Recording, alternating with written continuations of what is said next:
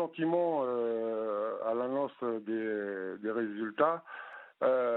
Bon, satisfait parce que le non l'emporte, mais avec, je dirais, un goût amer parce que les résultats effectivement sont serrés. Et nous, on a toujours prôné le dialogue entre indépendantistes et non-indépendantistes. Malheureusement, depuis le début de la campagne, nous avons eu des discours radicaux d'un côté comme de l'autre, hein, puisque dès lors qu'on tient des discours radicaux d'un côté, automatiquement il y a une réponse en face. Et malheureusement, c'est ce que vous venez de le décrire aux abords des bureaux de vote, particulièrement dans la capitale, à Nouméa. Il y a eu quelques pressions durant la journée d'hier. Mais bon, nous en sommes sortis assez correctement pour ce deuxième scrutin.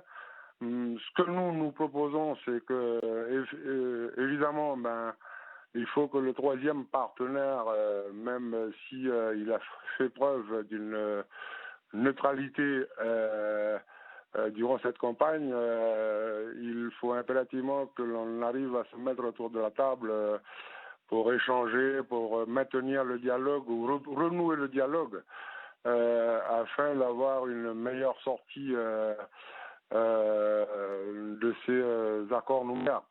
Le troisième partenaire, on imagine que vous parlez de l'État, du gouvernement, Emmanuel Macron, qui s'est exprimé hier dès l'annonce des résultats. Il a beaucoup parlé de dialogue, il a beaucoup parlé de l'avenir de la Nouvelle-Calédonie. Il a eu les bons mots pour vous?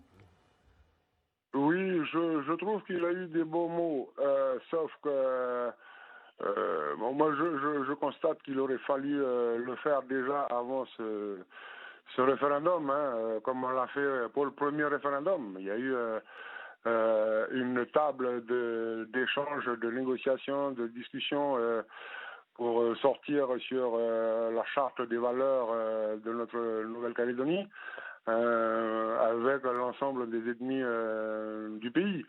J'aurais souhaité que l'État puisse faire la même chose pour cette deuxième échéance.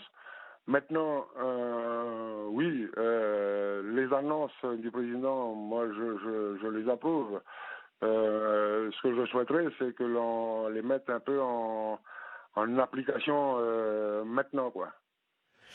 Juste un mot rapidement, Gérard Podja, l'État a été trop absent pour vous. Et autre question, Emmanuel Macron l'a rappelé hier, un troisième référendum est possible mais pas obligatoire, il va dépendre des élus. Est-ce que pour vous, il doit avoir lieu, ce troisième référendum?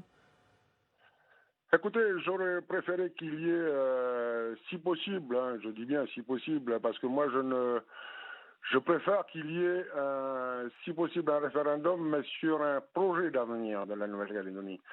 Mais pas sur un référendum binaire comme on vient de le vivre et comme on a vécu le premier. Bon, le premier était obligatoire. Les deux autres, celui qu'on vient de vivre hier et le prochain, sont optionnels. Et bien entendu, à la demande des membres d'une majorité des membres du Congrès. Mais moi, ce que j'aurais souhaité, c'est que l'on arrive à se remettre autour de la table, à échanger pour trouver, disons, éventuellement aller à un référendum, mais sur un projet qu'on aura travaillé ensemble entre non-indépendantistes et indépendantistes pour l'avenir, un meilleur avenir de notre pays.